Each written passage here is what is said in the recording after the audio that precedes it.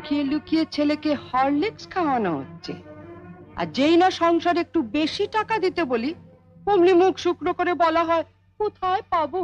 জ্বরেও দুর্বল হয়ে পড়েছে মা, ডাক্তার ওকে হরলিক্স খেতে বলেছে, তাই ওর বাবা ধার করে। থাক, ওসব কথা অনেক শুনেছি, ধরা পড়লেই ধার করেছি। নে লতু, তুলে নে হরলিক্সটা।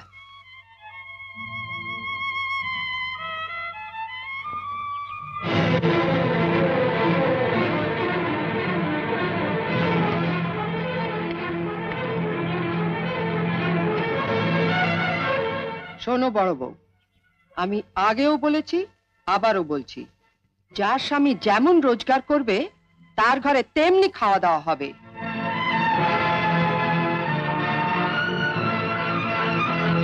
ছেলেকে যদি হরলিক্স খাওয়াতেই হয় তাহলে কর্তাকে বলো রোজগার একটু বাড়াতে।